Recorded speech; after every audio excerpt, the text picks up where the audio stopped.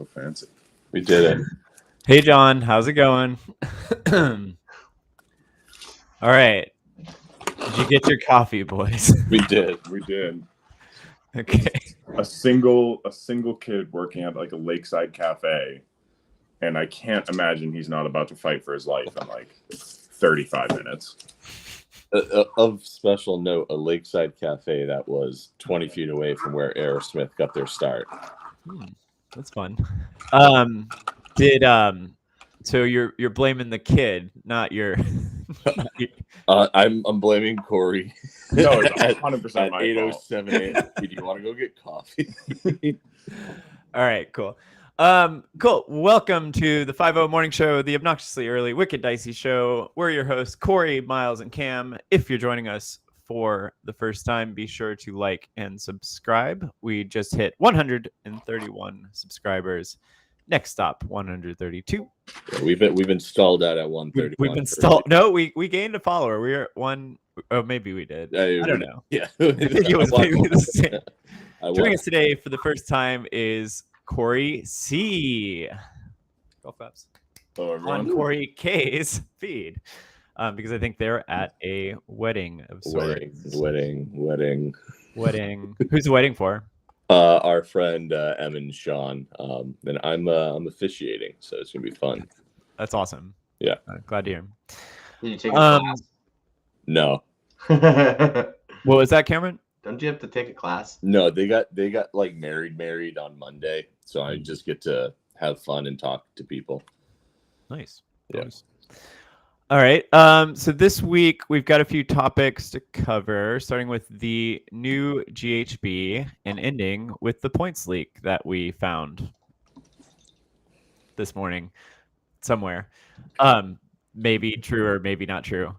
But first up, though, will Eli make it to the next event? Nope, that's last week. Wednesday recap, and then there's been a new battle development on an age-old discussion of FUDs and Kowloon. So that'll be uncovered at the end of the show. So you'll have to stick around. Is that the newcomer that's entered the? There's a newcomer that's entered the arena and has actually they've completed their battle tactics and they've completed their grand strat, and they might have already overcome everything that is FUDs and Kowloon. So anyway, but we'll get to that. Yeah, but the new meta is getting Korean barbecue chicken wings. That might be part of the new meta. Yeah. For that. I have a story about that, of which caused the downfall of my game this week on Wednesday with Sam. But also, Slowgate? Sam's just a better player Is than me. Slowgate continuing? No, we played at a decent pace. Yeah, I think if anything, like actually, you know this, Cam. I'm pretty sure this is what you're setting me up for. But we sat at the table. We're ready to go, and I said something like, "I need to readjust one thing," and then Sam reaches into his bag and then pulls out a chess card. So anyway, so that was fun. But I think Sam would agree. We both were at a good pace, and he had a couple pryos that went right, and I didn't, and he had a couple spells that went wrong, but he kind of like pulled it out, and so anyway, we'll talk about that. Cool. Thanks for joining us, Corey. See, I don't know how I'm going to talk to both of you. It's gonna be a lot. It will respond as a unit. Yeah. I also like how, because we were a little bit disheveled and late this morning, Cam's in the first spot, and his hair's a little crazy. Oh, no. We got to put Cam in the first spot. He's the leader today. This is so. I'll be honest, completely honest with you. Like, this show starts at 8:30. Sometimes I wake up and roll out of bed at 8:23. So like, you get unfiltered Cam, like sleepy Cam. But to cover you, we were waiting in the queue for a good 5 minutes, right? Both of us were like, all right, we're the Coreys. Just absolutely vibing. Yeah. Nice. So to start off, Corey C, Corey. God, and you're both on the same screen too. That's what makes it harder. Corey, you played a game Wednesday, and you played the new GHB. Yep. What'd you think? Oh man, it was definitely really interesting. I know this might not be the most popular opinion. I'm starting to actually like kind of like the initial games that I played with the GHB. Games I've only played one. I played the great Anthony Lawrence, who I've taught everything he knows, obviously. But no, it was really good. The battle tactics feel interactable with, which I know before that there was just like, you know, you had to do this one, you had to do this one in like a certain order, and if you got that order wrong in your game, you were kind of like shit out of luck, basically.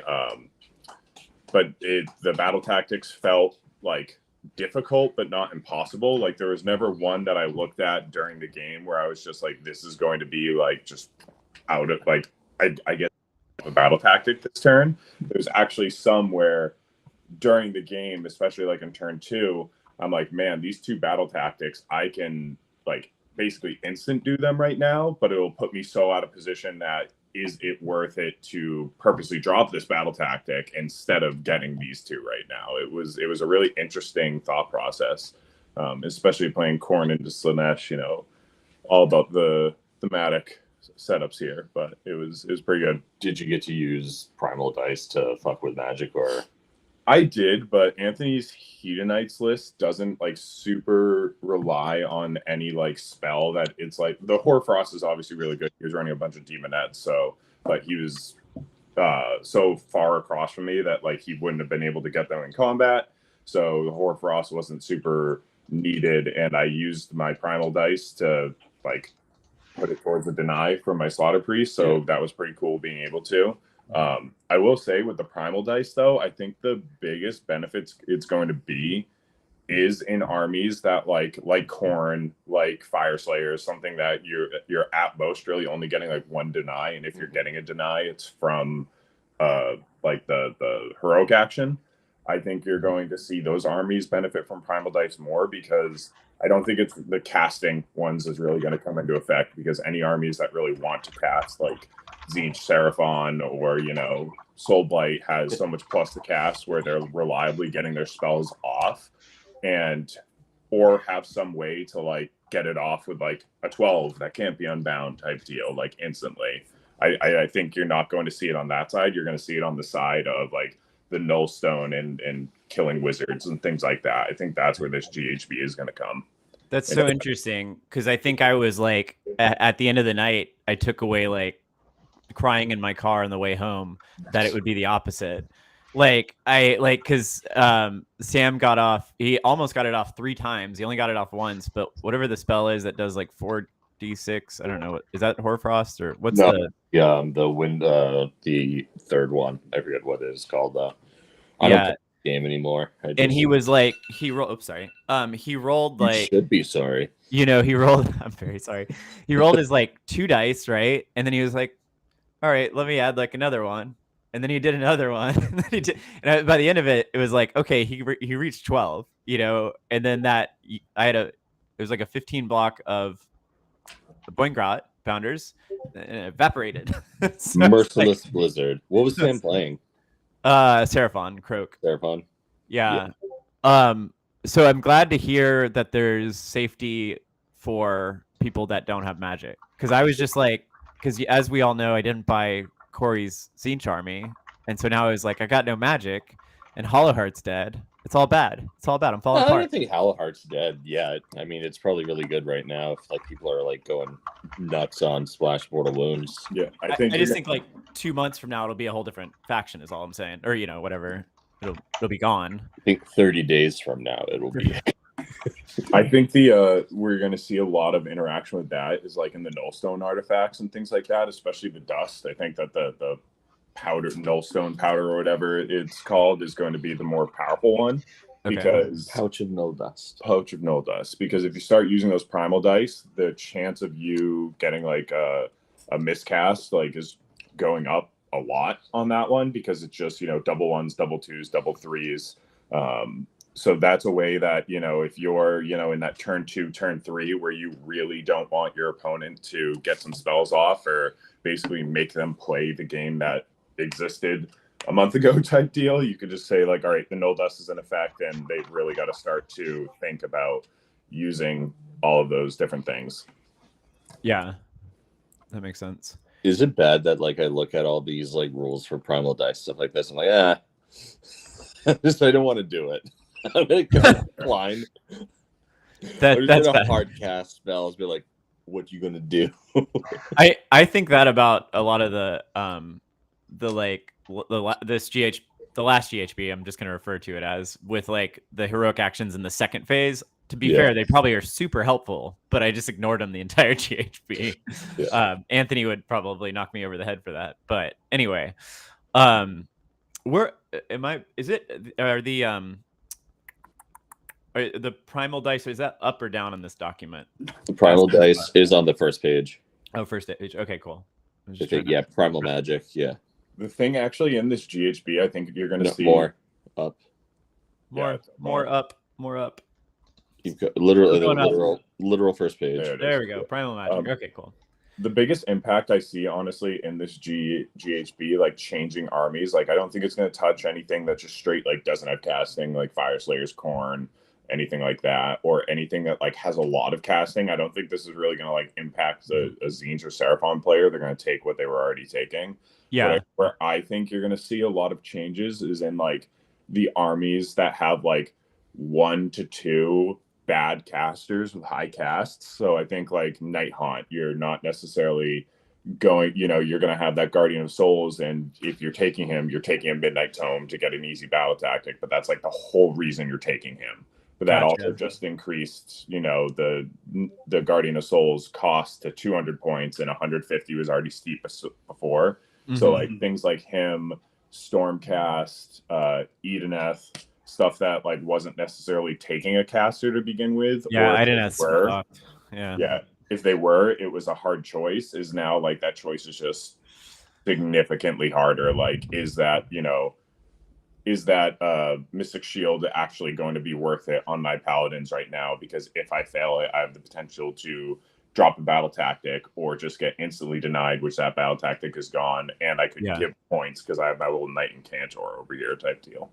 Yeah, I was drumming up some lists for Stormcast only because and Sam had a good point. Like, I think there's like a general trait where you can like auto deny one spell. Yeah, the Knight and then they forget the spell. I think it's a Knight and Cantor. Yeah, so the Knight and Cantor you can auto deny, so then they cast their most powerful spell and you auto knock it off the list. I mean, who knows? You're probably passing up some other command trait or whatever, but I found that kind of interesting. So I don't know if Stormcast is like, I do agree with you that like the mid-range casters are going to be very affected by this. For example, like I'm a little bit worried about Gitz because like I had one caster. Be fair, I only had one caster, and he just got demoed by all of the extra dice rolling around on the table. Like I didn't get a Mystic Shield off, and I also got denied, which also meant Seraphon. I mean, if you stick him in the back where he can't be denied turn one, it's such an easy battle tactic. Unless there's a Slann, but yeah. Okay, but yeah, it's obviously dependent, but like. But the idea is there. Yeah. No, I get that. So am I reading this right? That at the start of the hero phase, right, top of the round, I roll a die, you roll a die, and if we both roll 4-ups, we both get primal magic dice. Yep. Spicy. I'm not going to use these rolls. And there was other like I think there's like you to assume that I'm going to be rolling those 4-ups to get primal dice to begin with. Right. I'd probably only use them to unbind. Like, all my wizards are like 5 wounds, so like the risk of a primal miscast is like not good. Or actually, there could be a case for doing it to line up a battle tactic. If you fish for a double 1 and then hunger. I'm just thinking from the avenue of like Soul Blight. Like there's this one where like if you use the hunger on your general, you can complete a battle tactic. So if you're like, well, I don't have any wounds and I only want to fight with my general, so let's hurt him. Yeah, there's tricky things like that. Which again, it's super awesome that we've got a new GHB, but yeah, still the dust hasn't settled yet. Obviously, it'd be nice to see, as we all know, those points are on everyone's mind. But so far, so good. I think like it's not all bad. So it's different, so I hate it. Yeah, I don't like change. So then going around the room, who's let us know your favorite GHB so far, without knowing any of all the details of point stuff. So, you like the monster GHB? Do you like the one you were in, or are you looking forward to the spell one? If you could 10,000-foot view look down. Corey K, go first. I like probably. Well, I mean, it's gonna. This is a weird answer. It depends. Not allowed in here. Yeah. Just you have. I like to pick. the monster one because that's when my Lumineth list was the strongest. Yeah. Also monsters. There's definitely a wrong answer here, by the way. What's the wrong answer? Definitely a wrong answer. the First edition.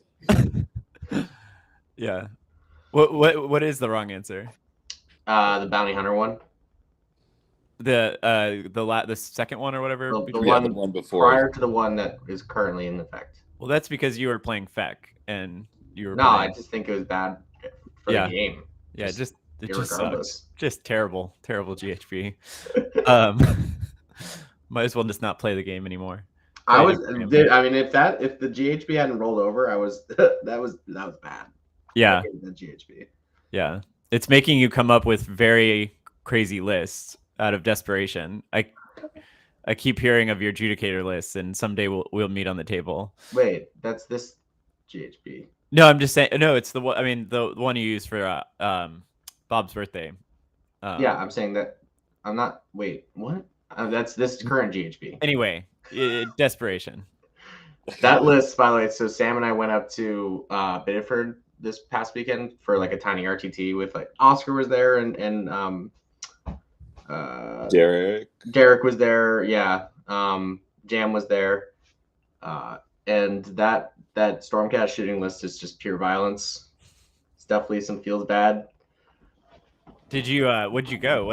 It was an RGT, right? Yeah. It was 8 people, so it wasn't very big, but just kind of games with friends. Yeah. Kind of thing. And I definitely felt like Tom Blonde.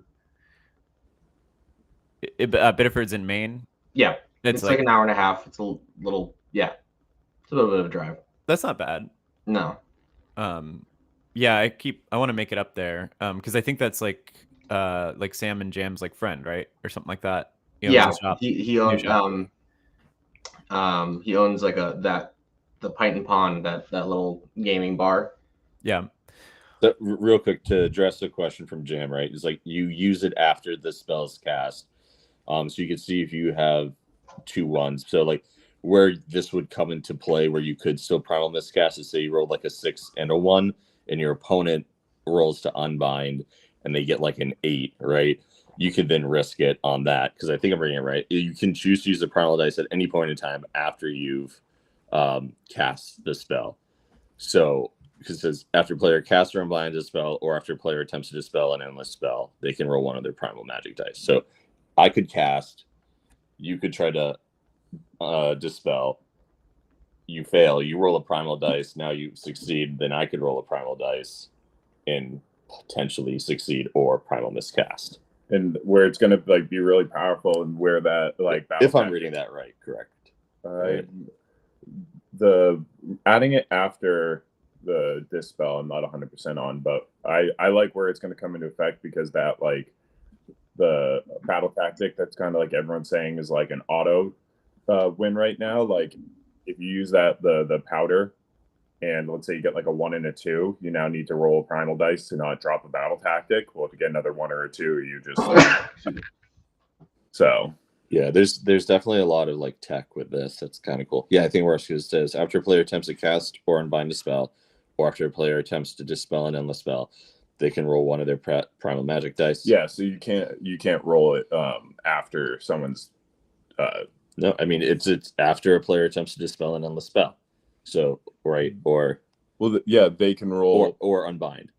Yeah, so I think it doesn't roll to unbind, it doesn't say that, and then I can add something into the unbind. But then it still says after you've attempted to dispel, trigger it for both or people. Unbind. Yeah, it triggers. That's for both. funny. Yeah, that's funny. All right, wait, pause. Kindergarten brain, explain that to me. Read that paragraph aloud. It says, I'll just read it. All right. Blah, blah, blah, blah. After a player attempts to cast or unbind a spell, or after a player attempts to dispel an endless spell, they can roll one of their primal magic dice. If they do so, add the result to the casting, unbinding, or dispelling roll. So it doesn't say anywhere, it doesn't differentiate between him rolling to unbind and then me rolling another primal magic dice to make sure it's successful. So let's say, like I said, I roll a 7 and I don't use primal magic. He rolls a 6 to unbind and is like, okay, I want to stop this, so I'm going to use a primal magic dice. And now he rolls an 8 with that. He rolls a 2 on the primal dice. Now, because it doesn't differentiate there, it would allow me to then use another primal magic dice to try to make it successful. And we can keep going back and forth this way. It's like, imagine two wizards dueling, right? Yeah. Like back and forth until one of us either runs out of dice or there's a primal miscast. Okay. It sounds really cool. Is it true? I think so. Yeah, off the cuff it is. If you're in the where's Anthony? Come on, Anthony. Well, Chime in. So after a player attempts to cast or unbind a spell, or after a player attempts to dispel another spell, they can roll one of their primal magic dice. So I actually think that might not work, because you cast, that's your trigger. I dispel, that's my trigger. I don't think you can then do another one after that, because it says after you do X, you can do Y. And I think that word like they is kind of getting in the way of that. 3 turns later, it just says after. It doesn't say when. There's no end time to this. Yeah, it does. There's no sequencing in it. So until they input sequencing, I'm going to say you can. Right? That's interesting. This is so Magic the Gathering. Like, this is what this is reminding me of. There's like this like weird. It's about magic. It's this weird. Yeah. There's this weird ability stack now that it's going to be fun to try to keep track of. Yeah. Right? Because, I attempt to cast or unbind a spell. Right? Or I attempt to cast. You attempt to unbind. Words are hard. Yeah. I don't know. I love that. I mean, I know this is just goofy, but like, I'm just going to, like, during the, like, shooting phase, I'm going to be like, well, that spell that I failed in the hero phase, I'm going to add a primal dice to make it go off now, because it doesn't say this phase. Yeah, literally. I'm just like being a complete goofball, because like that's so stupid, but like I just love that's I mean, that could be, if they don't. I mean, I don't know. I would need to read. No, because I think the spell not resolving is an end, right? Like you have to do this. Like there definitely needs to be an FAQ, right? So how does this fit into the spell casting stack, right? Like, yeah. I just find that it's just worded a little weird, I think. Because, right, in theory, right, the way this is worded, I could cast a spell, it could not succeed, and then it's still after. Yeah, that's what I'm saying. Like, yeah. Did we just break the GHB? Like, hey, next turn, it's still after. You could be like, remember that spell I tried to cast last turn? I'm gonna add a primal dice to it. Could this work in the opposite way though, where someone's like, I have a super buffed up unit because I got this spell off, and you're going to the movement phase, and you're like, primal dice, it's gone now. All those buffs you just put onto it because the Hoarfrost went off, it's not there. It's like you're banking a spell for next turn. Like you're like, I can have 2 Mystic Shields because they cast it last turn. Oh man. Okay. Should we dox the person that wrote this book so people can be mad at them? I feel like Rob will already do that. Also, this is completely like nitpicky, like silliness, but I just find it funny. Yeah. I mean, someone's going to try to do it. I know. That's the annoying thing is like, no, control yourself. Never. How are my bats? Oh my God. I did print them again. I feel like that's, and for context, Corey is, I don't know is this a secret? Like, not really. You were kind of like tempted to do a like all Fellbats, spam list. Yeah. But I'm sure all the points are going to be wonky, and prevent this from happening. And we're Well, gonna I don't think so. I mean, nobody's spamming Fellbats, so like they're why gonna would go they? down. Look, maybe they anticipated. Maybe Yeah. that's all they like. It's on their whiteboard somewhere. Like, make sure Fellbats go up. Yeah. So that's gonna 100% point increase to 170. Yeah, I've been eyeing like the spam chariot list stuff, and I've just been like, that's gonna any little point increase on that is not gonna make it happen. But You need to do it. yeah, I just built my first. This is like a weird aside, but I built my first Storm Strike chariot because I just for some reason I just don't like that model. Like it's just like one of the weird model. It just rubs me the wrong way, and I just have waited and waited and waited, and just I think it was like one of those pile of it sat in my pile of shame for like ever. And so last night, yeah, I built it. It's and actually it doesn't look so bad. I think it was just something in my head. I love the Storm Strike chariot, but don't listen to me because I hate Alariel. I think she's an awful model. Oh, that's so interesting.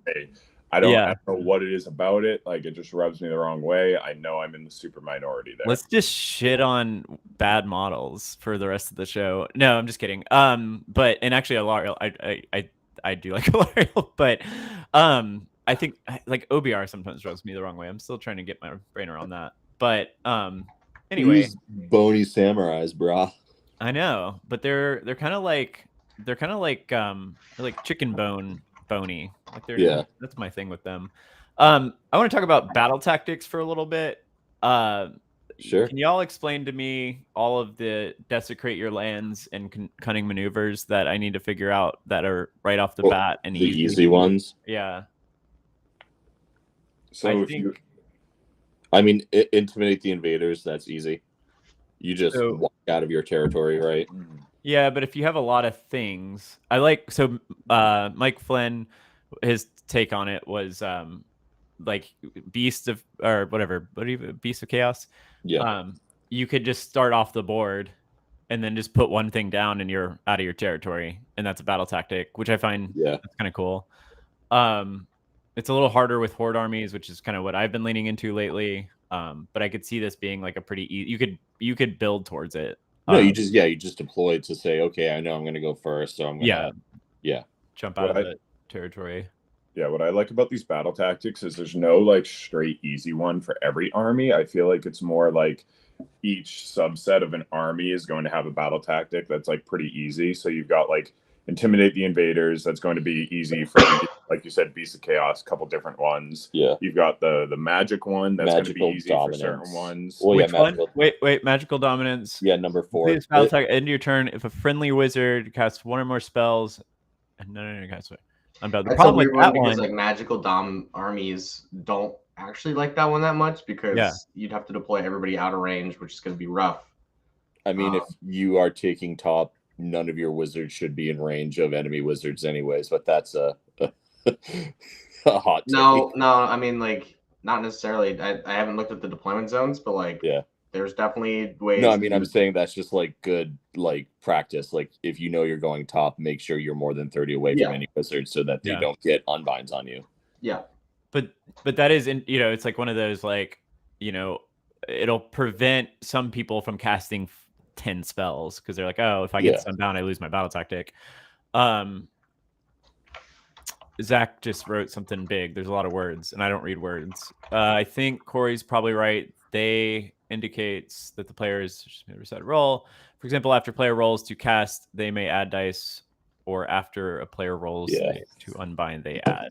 Yeah, no, I agree with that, but like I said, there's no sequencing, so it's like, who knows? And right? Corey, you're here to break rules, so in the best way possible, or bend them in a great way. Yeah. Okay, other cunning maneuvers and desecrates. Make my life easier. Bait and trap is like going to be a pretty easy one for like later games. I think that's more going to be, if you want to like compare it to something, that's going to be the new desecrate.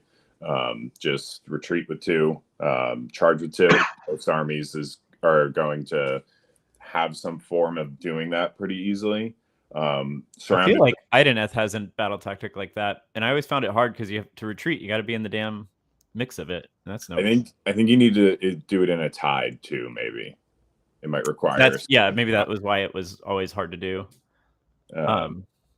Okay, bait and trap, magical dominance, bait and trap, and intimidate the invaders. And then surround and destroy is easy to set up too. That's a good one for Beast of Chaos as well. Oh yeah, geez. Yeah. Yeah, and you can Blight too. I guess you can build towards that with some other armies. If you have some teleporty crap units, put them all on either side of the board. Yeah, those. That's the desecrate like type. It's only unbound, Bob, not fail. It doesn't matter if you fail them. Yeah, the surround and destroy seems very desecrate, like reminiscent to me. It's basically the same thing. Because you could build tech in to get at least 3, and you're already touching 2 sides of the battle, right? Well, some armies can, some can't. Yeah. It'll depend on deployment too. Yeah. Okay, cool. So those are kind of the ones to look out for. And then are there any just like there's no reason they're in here?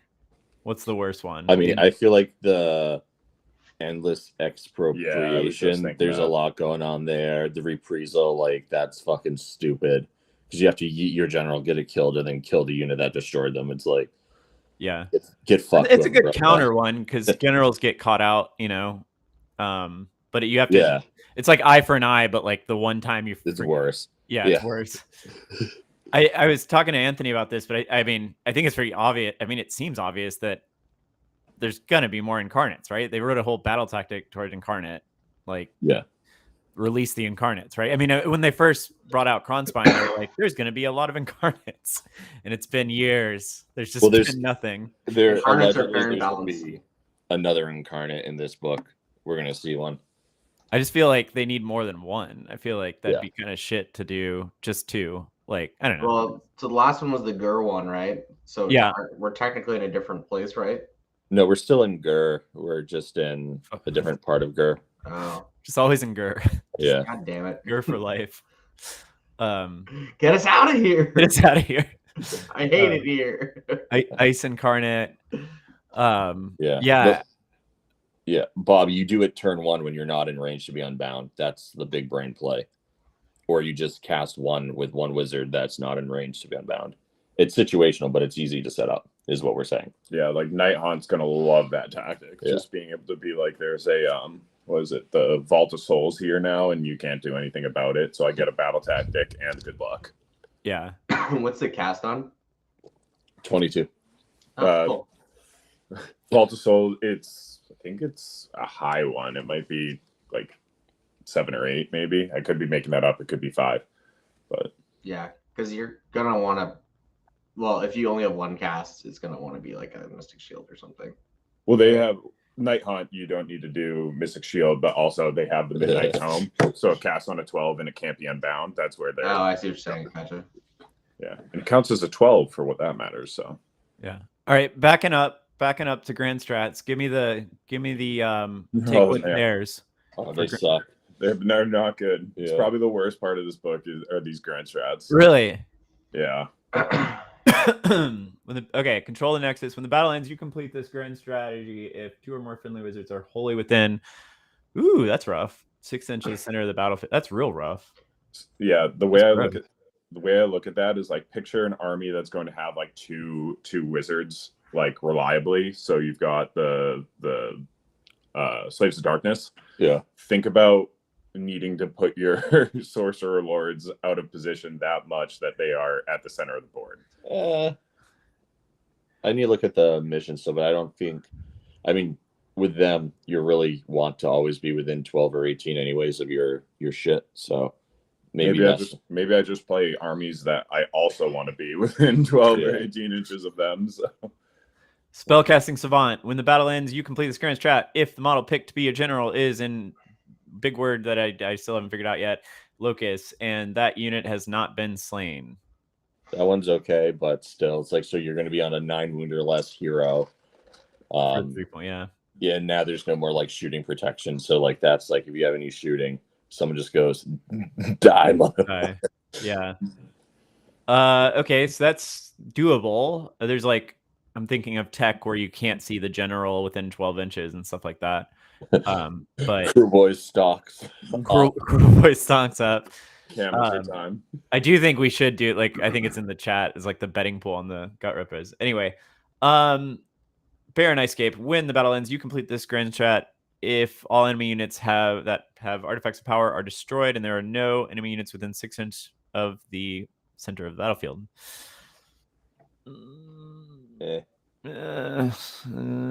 I feel like there's like a lot of like I'm thinking of like your Soul Blight with like an artifact, and it's like and you got 3 dragon or Neferata and 2 dragons, and you're like one of them has an artifact still. I'm fucked. Yeah, that one's super unreliable.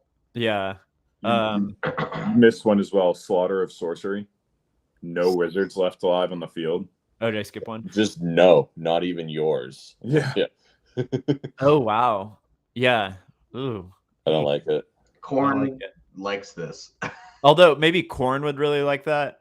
Yeah. The thing is, again, like you can just hide those little. Not against from the Brass Skull Meteor, you can't. Yeah, the Brass Skull Meteor is going to find you. But the issue is that what Corn has is unless you're taking Big Daddy Scarbrand or any of his little brothers.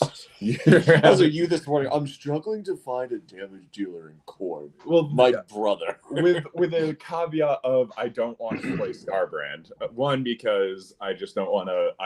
You guys know me. I'm always not including units that are actually good ones. Actually good. As you know, after all the Fulminator spam that I did, I feel dirty now. But also just like. What about the Judicator spam? What about the we don't talk about that. I know. But like he's on the chopping block. Like if he doesn't go up to like 420 points, I will genuinely like be confused. The Scarbrand? Yeah, I think he's going to be Games Workshop's gut reaction to balancing Corn because they always do. Corn hasn't done anything super crazy. They haven't, but you still see the people complain about him, and I think he's just the most obvious target of like Blood Warriors up 40 points. No. I would vomit. Yeah. Yeah, I mean, I was being whiny and complaining about this, but I saw like what I thought might be a point leak, and it looked like it was like all of gets up, and I was like, but you're not nerfing the ones that are winning right now. Yeah. Wait, you saw some points? What? You saw points? It was one tiny like notepad in a certain America chat that was like, this was, it was like, I think it's probably just somebody writing shit down, but it hit like all of the like sub factions of Gits a little, like 20 points up, 10 points up. And I was like, you guys nerfed Gits into the ground last year. Like, come on, don't do it again. Like, I don't think they were nerfed into the ground, my dear Miles. No, I'm talking about, prior to the new book. Oh, right? Gotcha. Yeah, yeah. Like, I was about to say that's the worst take I've ever heard. No. Like just torn into the ground, and then they redid the book, and they just got a whole bunch of nerfs, and they're gonna get again. I was being whiny, but it was like one of those like I just want. So, in my take on this is not that like I want an OP army, I do, but my take is like if you're gonna like screw up like let's say Squig Herd and that whole setup, then at least give us like cool Stabba stuff, or like like rotate the points, not nerf everything, right? So we can have fun with other plastic models, right? And so that like if I keep seeing things go up, it's like shit, this is no fun. Anyway, welcome to playing Lumina. Well, yeah, exactly. Smaller. Yeah, like get me some cows, like let me rotate into cows, and like maybe it's not as OP, but it's fun because it's playable. Okay, anyway. Speaking of which, real quick, I'm going to put this out there because it worked last time. If anyone has a Lareth Stoneguard new unscrew that they want to get rid of, email us at hello@wickeddicey.com. Nice. Plug. Overshadow, is that where we're at? I think we're at Overshadow. I think so. John Shush. When the battle ends, you complete this grand strat. If all enemy battle line units from your opponent's starting army are destroyed, and there are at least one friendly battle line from your starting army, that's doable-ish if you build towards it. Yeah, And but there's going to be certain armies where you just can't score that. Yeah. OBR. OBR. I mean, Soulblight. I don't think I've ever actually killed all of the Soulblight army before. That would be no, so this one's not good because it's starting army. So like your replacement ones wouldn't count. My point stands. I've never killed all of Soulblight army before. Yeah. The starting ones. I'm actually thinking Slaughter of Sorcery might be a good Stormcast one. Like, just don't bring wizards and just kill all the other wizards. It's not a bad idea. Especially like because like you can teleport anywhere and just like find them if they're trying to hide them. Yeah. I feel like that could be like actually achievable now that I'm thinking about it. This one too combos nicely with maybe getting a battle tactic. Not that that's really worth doing that for 2 points, right? Like if you have one wizard, you can just Cantor fucking send it and then get the the butthole for a butthole battle tactic. Yeah, that one. Reprisal. Yeah. And then give up all your CP for the rest of the game. Hell yeah. Yeah. Well, you do it like turn 5. Yeah. Dave, join my team. Anyway, when the battle magic made manifest. When the battle ends, you complete this grand strat if there are 2 or more endless spells or incarnates on the battlefield that are controlled by or bonded to friendly units. So that I've seen that, like, I think there's like a Gits grand strat that's that. But I've always thought that'd be hard because you can just unbind endless spells. And then you're wasting a lot of points on the endless spells. Yeah, and then there's also Rupture, right? The Primal Frost lore where you just can't control it. It goes wild. Yeah. So that's all bad. That one is rough sauce. Yeah. Go ahead. I was just say I give the grand strats for this book probably like a D-. Yeah. The only army that would even want to potentially do that one would be Tzeentch, and I'm pretty sure they have better book ones. Yeah, you have the dice one, which is if you're not taking it, you're auto losing. You deserve to lose. Yeah. Because that one's non-interactable by your opponent, and it's just like, can you count to 9? Great, leave the dice. Like, don't use them. Yeah. Okay. I'm trying to think like, there's armies that still don't have good or any grand strats. Bunch of armies going to be struggling to get that grand strat. I mean, but the thing that's really going to happen though, right, is like now you'll probably see a shift in the meta towards books that have good grand strats, and like some of the ones that don't will get kind of abandoned. Yeah. What are my grand strats for Soulblight? I think I got some good ones. Yeah. Yeah, you've got pretty good I'll be ones. fine. Trying to learn Corn and just do I blow off my arm or my leg is the choice of this. Yeah. All right.